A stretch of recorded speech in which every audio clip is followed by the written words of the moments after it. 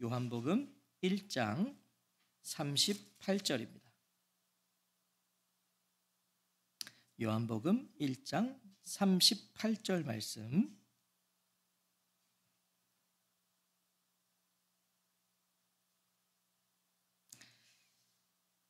찾으신 줄 알고 우리 한 목소리로 한 절이니까 함께 읽도록 하겠습니다. 시작. 예수께서 돌이켜 그 따르는 것을 보시고 물어 이르시되 무엇을 구하느냐 이르되 랍비여 어디 계시오니까 하니 랍비는 번역하면 선생이라. 한 번 더요. 예수께서 돌이켜 그 따르는 것을 보시고 물어 이르시되 무엇을 구하느냐 이르되 랍비여 어디 계시오니까 하니 랍비는 번역하면 선생이라. 아멘. 무엇을 구하느냐는 제목으로 하나님 말씀 듣겠습니다. 성경에는 질문이 있습니다. 성경에는 많은 질문들이 담겨 있어요. 그리고 답이 있습니다. 성경 안에는 답이 있어요. 그래서 성경은 우리에게 질문을 하기도 하고요, 또 우리의 질문에 답을 하기도 하죠. 질문도 하고 또 우리가 질문하면 성경은 답을 해요. 우리가 복음서를 보면 예수님도 제자들에게 자주 질문을 하세요. 우리가 생각했던 것보다 많이 예수님이 제자들에게 질문을 하신다고요. 보통 질문은요, 질문자가, 질문을 하는 사람이 자기를 위해 하는 거죠. 보통 질문은 그렇지 않습니까? 내가 뭐가 궁금해야 질문하는 거고요, 내가 뭔가 알고 싶어서 질문하는 거고요, 내가 아는 것을 확인하고 싶어서 질문하는 거예요. 질문자를 위해서 하는 거예요. 나를 위해서. 하지만 예수님은 자신을 위해서 질문하지 않으셨어요. 그 질문을 받는 대상을 위해서, 제자들을 위해서 예수님은 질문하셨다는 거예요. 이게 우리랑 다른 거죠. 요한복음 2장 25절에 보면, 요한복음 2장 25절에 보면 바로 이것을 증언하고 있어요. 또 사람에 대하여 누구의 증언도 받으실 필요가 없었으니 이는 그가 친히 사람의 속에 있는 것을 아셨음이니라. 무슨 말씀이죠? 사람의 마음 속에 있는 것까지도 알고 계신 분이요, 질문하실 이유가 없단 말이에요. 예수님은 다 아시거든요. 지금 이 순간에도 어떤 마음을 가지시고 저를 바라보고 계신지를 주님은 다 알고 계십니다. 잘 듣는 것 같지만 지금 딴 생각을 하고 계신 것도 우리 주님은 다 알고 계십니다. 이 거룩한 협박을 하고 이제 설교를 하는 거예요. 하지만 보세요. 예수님은요, 마음속에 있는 것까지 다 알고 계시지만 그러나 질문하세요. 왜요? 왜 질문하실까요? 제자들이 깨닫게 하시려고. 제자들에게 무엇인가를 가르쳐 주시려고 예수님은 물어보신다는 거예요. 이미 다 아시면서 물어보신다. 하지만 또 예수님의 특징은 뭐냐면 답을 강요하시지도 않아요. 답을 강요하지 않으세요. 그저 답이 되어서 기다려 주시는 거예요. 예수님이 답이 되셔서 기다려 주신다는 거예요. 그리고 그 답을 발견한 제자들은 하나같이 성경을 보시면 어떻게 됩니까? 살아납니다. 그 답을 발견하면 살아나요. 치유와 회복이 일어납니다. 바로 이것이 예수님이 질문을 하시는 이유입니다. 오늘부터 우리는 복음서에 기록된 예수님의 질문을 받을 거예요. 한 주 한 주 하나하나씩 그 질문들을 받을 것입니다. 그리고 그 질문에 대한 답을 구할 거예요. 바라기는 이번 예수님의 질문 시리즈를 통해서 우리의 영혼이 살아나고 믿음이 성장하고 신앙이 성숙하는 은혜가 있으시기를 주의 이름으로 축복합니다. 아멘. 자, 함께 읽은 본문은 요한복음에 기록된 예수님의 첫 말씀입니다. 우리가 성경책에 보면 예수님 말씀하신 건 빨간색이잖아요. 요한복음에 보시면 이제 첫 번째 빨간색이에요. 예수님의 첫 말씀, 요한복음 안에서 무엇을 구하느냐, 이게 첫 말씀이었어요. 요한복음에서 예수님의 입술을 통해 가장 처음 듣게 된 말씀은 질문이었다고요. 질문. 우리가 이 질문의 의미와 답을 알기 위해서는 먼저 본문의 배경을 알아야죠. 예수님께서 어떤 상황 속에서 이 질문을 하셨는가, 이 굉장히 중요한 질문 아닙니까? 그냥 딱 보기만 해도 첫 말씀이니까, 예수님께서 처음으로 입을 여셔서 하신 말씀이니까 중요한 말씀이겠죠. 오늘 요한복음 1장 35절부터 39절은요, 마태, 마가, 누가복음에는 기록되어 있지 않은 내용입니다. 없어요.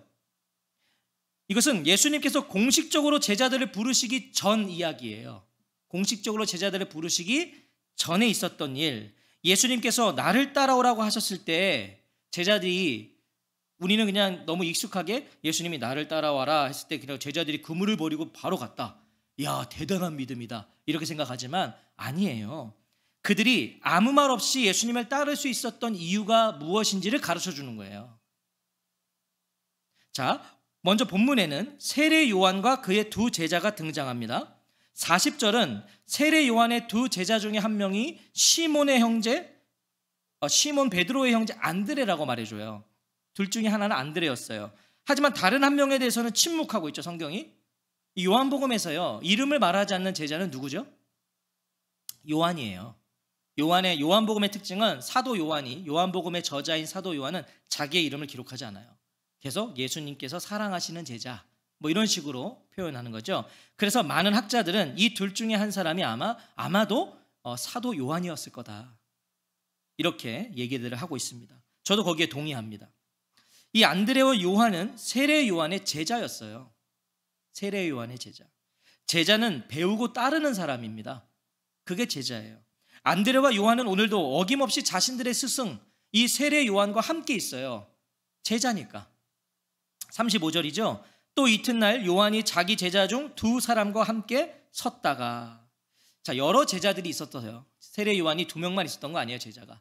여러 제자들이 있었는데 그중에 안드레와 요한이 세례 요한 가장 곁에 있었던 것 같아요. 바로 옆에 있었던 것 같아요. 그렇게 오늘은 무슨 말씀하실까? 우리 선생님께서 오늘은 어떤 걸 가르쳐 주실까? 이런 기대하는 마음으로 그의 곁에 있었을 겁니다. 얼굴만 쳐다봤을 거예요. 그런데 오늘따라 이 스승께서 아무 말씀이 없는 거예요. 입을 다물고 계속 어느 한 곳을 주시하고 있는 거죠. 이렇게요. 지금 저를 안 보신 분들은 모르죠. 제가 지금 이렇게 있었거든요. 이렇게 하고 있었던 거예요. 세례 요한이 어느 한 곳을 계속 보고 있는 거예요. 아무 말 없이. 그러더니 떨리는 목소리로 보라, 하나님의 어린 양이로다 라고 말하는 거예요. 이렇게 계속 한 곳을 보다가 보라, 하나님의 어린 양이로다. 두 제자가, 이것은 어제도 들었던 말씀이에요. 우리가 읽지 않았지만 29절에 보시면 이튿날 요한이 예수께서 자기에게 나오심을 보고 이르되 보라, 세상 죄를 지고 가는 하나님의 어린 양이로다. 어제도 들은 말씀이에요. 두 제자는. 세례 요한은 예수님을 세상 죄를 제거하는 하나님의 어린 양, 메시아이심을 알았어요. 봤어요. 세례 요한, 그는 그분의 길을 예비하고 준비하기 위해 온 사람이잖아요. 그래서 알았어요. 저분이시구나. 기다려오던 날이 된 거예요. 드디어 기다려오던 날이에요. 그가 그토록 기다렸어요. 그분을 기다리고 있었어요. 이 날을 위해 자신은 존재했단 말이죠. 본문도 이것을 마치 암시라도 하는 것처럼 이렇게 기록하죠. 요한은 서 있고 예수님은 거니심을 강조하고 있어요. 요한은 서 있고요, 예수님은 거니신다, 움직이신다. 이제 세례 요한은 멈추는 거예요. 그의 사역은 여기까지예요. 이제 멈추는 것이고 예수님이 움직이시는 때가 됐다는 것이죠. 역사의 대전환점이 온 거예요, 지금. 그것을 알았던 요한은 그래서 아무 말 하지 않은 거예요. 그리고 계속해서 거닐고 계신 예수님을 주목하면서 눈여겨봤던 거예요. 그리고 확신이 생긴 거죠. 저분이라는 거예요. 어제 세례 요한이 보라, 세상 죄를 지고 가는 하나님의 어린 양이로다 하라고 했을 때는요, 그의 제자들이 깨닫지를 못했을 거예요. 하지만 오늘은 달라요. 두 번째거든요. 어제는 긴가민가 했을 거예요. 근데 오늘 다시 한번 말씀하시거든요. 보라, 하나님의 어린 양이로다. 이 한마디에 안드레와 요한이 예수님을 따른 것을 보면 알 수 있죠. 이들이 이제는 안 거예요.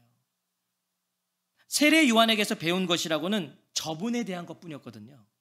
세례 요한은 계속 그거 가르쳤어요. 예수님에 대해서. 오실 메시아, 내가 지금 왜 왔는지, 내가 지금 누구 때문에 이렇게 광야에서 외치고 있는지를 그것만 가르쳤기 때문에 제자들은, 이 세례 요한의 제자들은 하나님의 어린 양이로다라고 두 번째 들었을 때 직감한 거예요. 저분이구나. 37절에 보시면 그래서 두 제자가 그의 말을 듣고 예수를 따르거늘. 어떤 설명도 확인도 필요하지 않아요. 두 제자가 물어보지 않아요. 그냥 보라, 하나님의 어린 양이라도 하니까 그냥 따라가는 거예요. 이미 충분히 들었고 어제와 오늘 다 확인했다는 거예요. 그래 이제 저분이에요. 어쩜 세례 요한은 이 순간마저도 제자들에게 말해 왔었는지도 몰라요. 보라, 하나님의 어린 양이로다가 암호였을지도 몰라요. 내가 너희들에게 어느 날 이 말을 하면 그분이 바로 메시아라는 걸 너희들 알고 따라가라는 걸 이미 약속되어 있었는지도 몰라요. 내가 너희의 좋은 스승이고 너희가 나의 좋은 제자지만 내가 정말 좋은 스승이 될 수 있는 것은 그리스도가 나타났을 때 즉시 너희를 그분에게 보내는 거고, 너희가 정말 좋은 제자라면 즉시 그분을 따르는 거야. 이렇게 얘기가 되어 있었는지도 모르죠. 자, 그렇게 약속한 것처럼 안드레와 요한은 거침없이 그 자리에서 예수님을 따라갑니다. 지체하지 않아요. 바로 따라갑니다. 예수를 따르거늘. 여기서 따랐다는 건 단순히 몸의 이동만 말하는 게 아니에요. 그냥 몸이 따라갔다 이게 아니라 마음의 이동도 의미해요. 마음도. 몸과 마음이 함께 따라갔다는 거예요. 문자 그대로 몸과 마음으로 예수님의 추종자가 됐다는 거예요. 추종자가. 몸과 마음으로 세례 요한과는 이별을 고한 거예요. 이 한순간에 그토록 따라고 배웠던 세례 요한 스승과 이별하고 바로 이제 몸과 마음이 예수님께로 간 거예요. 이런 세례 요한과 두 제자의 모습이 대단하지 않으세요? 저는 너무 대단한 것 같아요. 이 두 모습은, 세례 요한의 모습과 이 두 제자의 모습은요, 오늘날 목회자와 성도님들의 모범이자 모델이에요. 세례 요한은 언제나 예수님을 향하고 있었어요. 그의 삶은 그냥 예수님께 맞춰져 있었어요. 예수님을 향했어요. 그는 날마다 손을 들어서 예수님을 향해 가르치고 있었던 거예요. 입만 열면 예수님이었어요. 그리스도였어요. 메시아였어요. 제자들도 그런 세례 요한을 바라본 게 아니에요. 제자들도 세례 요한 바라보지 않았어요. 정말 그가 향하고 있는, 그가 가리키고 있는 예수님을 보고 있었다는 거예요. 제자들도. 하지만 오늘날 이제 교회를 보십시오. 목사의 제자는 많아요. 목사의 제자는 많아요. 그런데 예수님의 제자는 적어요. 생각했던 것보다 그렇습니다. 목사는 세례 요한을 본받아야 됩니다. 저와 같은 목사는 세례 요한 본받아야 돼요. 하나님의 자녀들을 자신의 제자가 아니라 예수님의 제자 되게 해야죠. 그래야만 하죠.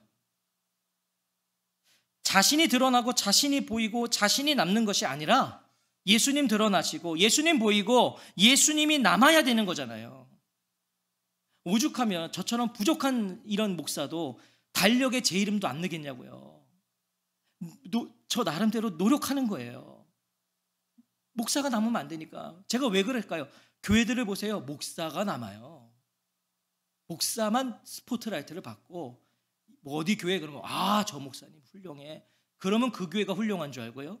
목사님이 조금 유명하면 그 교회 성도님들은 자기들이 유명한 줄 알아요. 이건 착각입니다. 그래서 어디 가서 뭐 하면은 나 어디 교회라고. 여러분 누가 그러면 그게 어디예요? 이러세요. 알아도 나 어디 교회. 그 어디예요? 이러세요 그냥. 몰라요? 처음 듣는데요. 아주 그냥 눌러야 돼요. 아주 그럼. 삶이 되는 교회도 우리는 괜찮아요. 우리는 삶이 되는 교회. 그 어디예요? 이러. 우리가 한 가지 희망이 있는 것은 전국에 우리 교회 이름은 2개밖에 없습니다. 희망이 있어요. 우리는.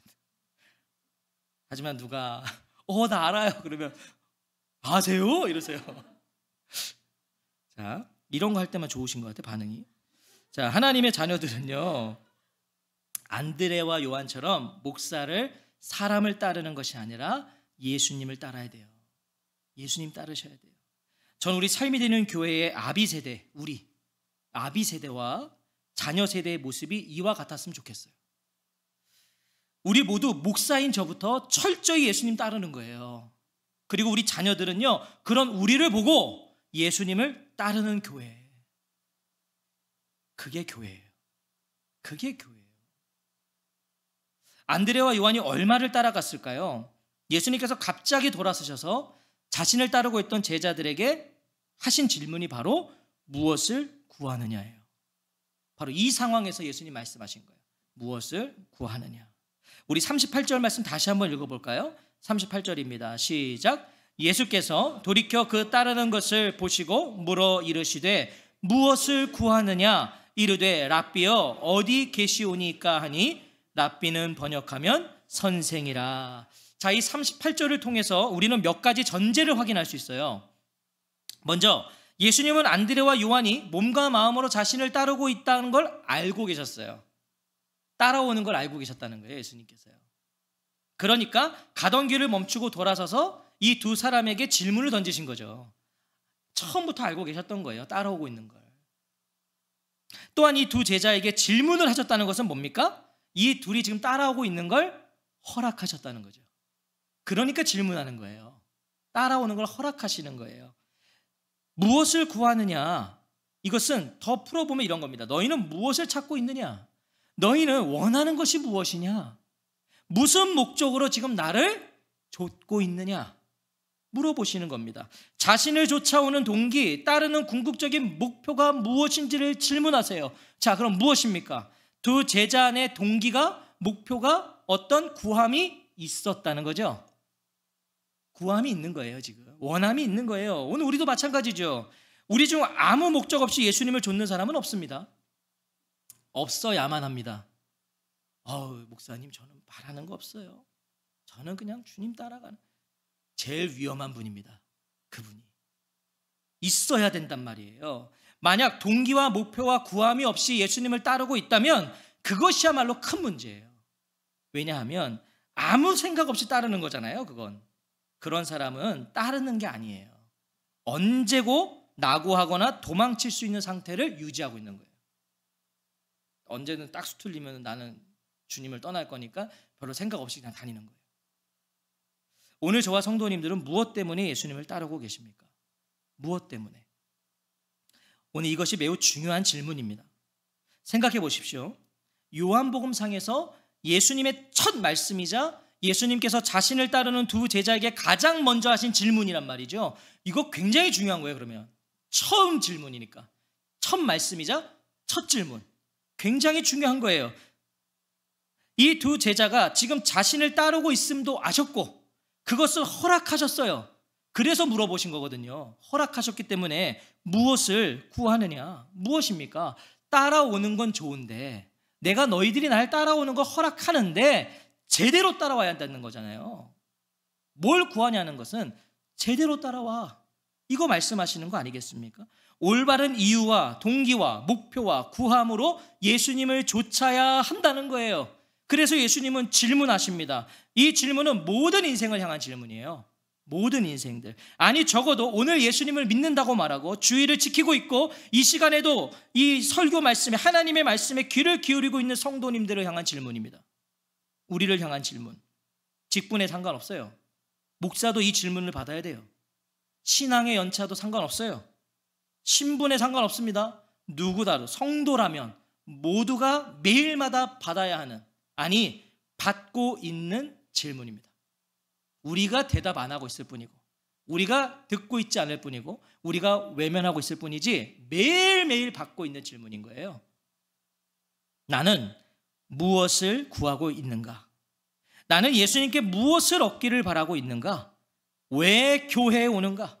왜 예배드리는가? 무엇을 찾고 무엇을 구하는가? 예수님에게 정말 무엇을 원하는가? 이걸 오늘 주님이 묻고 또 물으신다는 거죠. 자신을 따르는 제자들에게, 그리스도인들에게 예수님은 가장 먼저 첫 번째로 이걸 질문하신다고요. 무엇을 구하느냐? 예수님 따르고 계십니까? 아니, 제가 이렇게 한번 질문 드려볼까요? 예수님을 따르고 계십니까? 예수님께 나를 따르라고 요구하십니까? 굉장히 미묘한 차이지만 이것은 굉장히 큰 차이입니다. 예수님을 따르고 있는가? 아니면 예수님께 나를 따르라고 요구하고 있는가? 말로는 예수님을 따른다고 하지만 예수님께 자신을 따르라고 강요하고 있는지도 몰라요. 오늘 우리가 그럴지도 모른다고요. 동기와 목적과 이유가 잘못되면 그럴 수 있어요. 동기가 잘못돼 버리면, 따라가는 이유가 잘못돼 버리면 예수님을 따른다고 말하면서도 예수님께 나를 따라오라고 말하고 있는 거예요. 그래서 가장 먼저 물어보시는 거예요. 무엇을 구하느냐? 여러분, 세례 요한의 이 두 제자가 이거 예상했을까요? 이런 질문? 아니요. 예상할 수 없었던 질문이에요. 그런 질문에 두 제자는 우리가 예상하지 못한 답을 합니다. 우리도 예상하지 못한 답이에요. 랍비여, 어디 계시오니까? 어디 사십니까? 어디 묵고 계십니까? 사시는 곳이 어디입니까? 갑자기 뜬금없이 주소를 물어봐요. 지금 계시는 곳이 어딘지를 알려달라고 합니다. 그러니까 예수님이 질문하셨는데 어디 계십니까? 라는 질문으로 답한 거예요. 지금 뭐죠? 랍비여, 어디 계십니까? 어디 사십니까? 머무는 곳이 어디십니까? 이건 뭐예요? 예수님과 함께 하고 싶다는 거예요. 함께 하고 싶습니다. 예수님 알고 싶다는 거죠. 우리가 알고 싶기 때문에 함께 하고 싶은 거잖아요. 내가 이 사람한테 조금 더 이 사람을 알고 싶지 않다면 그 사람하고 함께 할 이유가 없잖아요. 자, 무엇을 찾고 무엇을 원하고 무슨 목적으로 나를 쫓느냐는 예수님께 두 제자가 말한 이유와 동기는 뭐예요? 왜 따라가고 있다는 거예요? 뭘 구하고 있다는 거예요? 예수님이셨단 말이에요. 예수님을 알고 싶다는 거잖아요. 예수님과 함께 하고 싶다는 거잖아요. 그들은 예수님을 원했어요. 예수님이었어요. 두 제자는 예수님을 구하고 있었고 예수님을 찾고 있었고 예수님을 원하고 있었고 예수님이 목적이었단 말이죠. 이 따름의 목적. 예수님. 두 제자의 관심사는 그저 예수님과 함께하는 것이었어요. 그저 그뿐이었어요. 그게 전부였단 말이에요. 예수님과 함께하는 거. 그리고 그것이 예수님께서 원하셨던 답입니다. 예수님 원하셨던 답이에요. 무엇을 구하느냐? 예수님. 랍비여 어디 계시오니까는 이 대답으로 예수님은 두 제자의 마음과 중심을 읽으신 거예요. 그리고 말씀하세요. 와서 보라. 39절이죠. 예수께서 이르시되 와서 보라. 그러므로 그들이 가서 계신 데를 보고 그날 함께 거하니 때가 10시쯤 되었더라. 그날 함께 거하니. 이게 제자들이 원했던 거잖아요. 함께 거하니. 그날 예수님과 함께 그곳에서 지냈다. 이것이 예수님의 원함이자 두 제자의 원함이었단 말이에요. 예수님이 와서 보라고 하신 것은요, 예수님 자신이었어요. 다른 게 아니었어요. 와서 보라. 이게 야 우리 집은 이래, 우리 평수가 이렇다, 이거 갈 게 아니라 예수님 자신을 보라고 그러신 거잖아요. 예수님 생각, 예수님 말, 예수님의 행동, 예수님의 마음, 예수님의 생활, 곧 그분의 삶을 와서 보라고 하신 거예요. 와서 봐. 그리고 이것이 제자도예요. 제자도. 제자도는 예수님을 단순히 따르는 게 아닙니다. 그 이상이에요. 예수님을 따르는 것과 동시에 예수님과 함께 지내는 게 제자입니다. 그게 제자도예요. 예수님께 머무는 거예요. 머문다.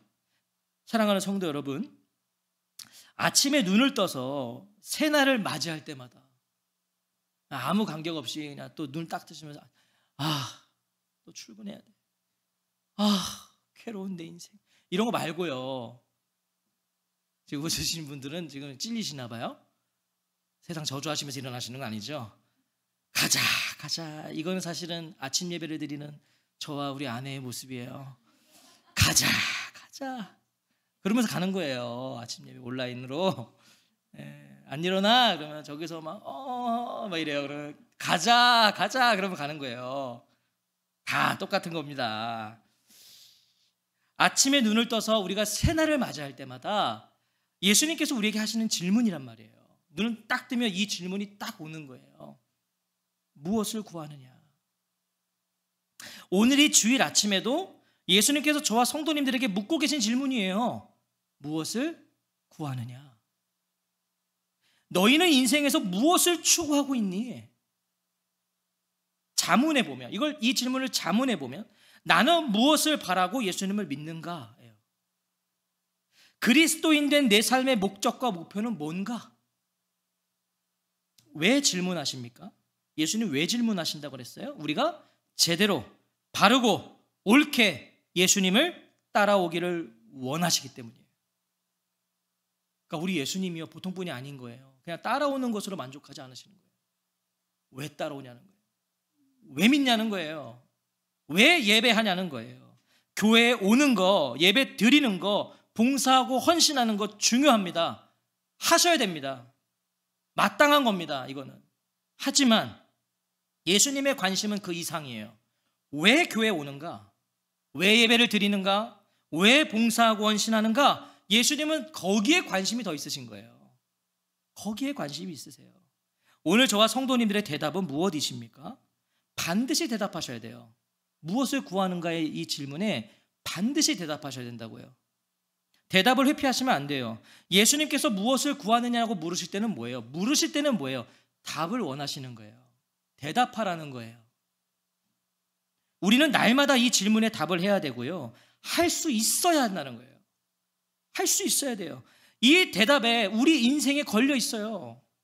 이 대답을 해야지, 이 대답이 분명해야지 우리 인생에 이유가 있어요. 목적이 있어요.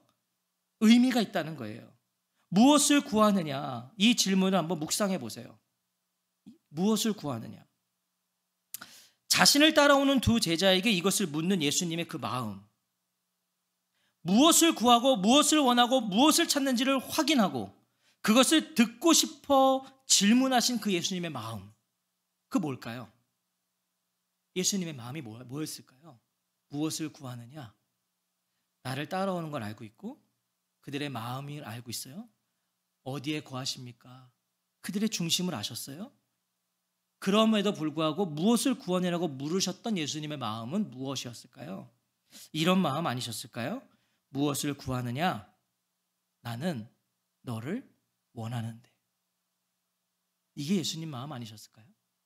뭘 구하고 있니? 나는 너를 원하거든. 나는 너를 알고 싶은데. 나는 네 안에 거하고 싶은데.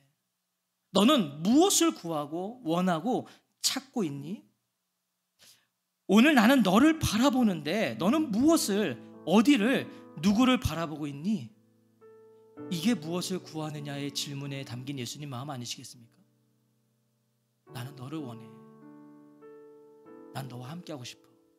근데 넌 뭘 구하니? 감히 예수님의 질문을 받을 자격이 없는 우리에게, 아니 예수님의 관심을 바랄 수도 없는 우리에게 예수님은 먼저 말을 거세요. 그리고 우리가 예수님을 잘 따라올 수 있기를 바라셔서 질문하시는 거예요. 왜 따라오니? 너 왜 예배드리니? 예수님은 저와 성도님들을 위해 관심을 넘어 사랑으로 자기 자신을 주셨어요. 자기 자신을 주시면서도 우리와 함께하고 싶으시대요. 원하신대요. 난 너를 원한다는 거예요. 자기를 주셨으니까 너를 원한다는 거예요. 그 주님이 지금 이 순간에도 우리와 함께 하십니다. 함께 하세요. 우리 안에 거하고 싶어 하세요. 예수님은요 그냥 우리 옆에 이렇게 서 계신 걸로 만족하시는 게 아니라니까요. 우리 안에 거하고 싶으신 거예요. 우리 안에 예수님이 계시면 좋겠다는 거예요. 예수님이. 나 너 안에 있고 싶다. 아침에 눈을 떴을 때 생각나는 게 나였으면 좋겠고, 너가 하루하루를 살 때 피곤하고 지쳐서 힘들고 어렵고 짜증날 때도 거기에서 너가 그래도 감사하다고 말할 수 있는 게 나였으면 좋겠다는 거예요. 그래서 오늘도 우리에게, 날마다 우리에게 예수님은 질문하시는 겁니다. 무엇을 구하느냐? 이번 한 주간 이 질문을 가지고 한번 하루를 시작해 보십시오. 삶의 순간순간에 바쁘더라도 내가 예수님이 탁 인지되는 순간 이 질문 앞에 딱 나를 세워보세요. 나 오늘 무엇을 구하며 지금 살고 있지? 예수님이 나에게 원하시는 건 뭘까? 예수님은 나를 원하신다. 그러면 분명 우리의 삶은요 분명히 지금과 다를 겁니다. 더 주님과 우리가 가까워질 겁니다. 한 주간도 이 놀라운 은혜가 있으시기를 주님의 이름으로 축원합니다. 아멘. 우리 같이 찬양하고 기도하겠습니다.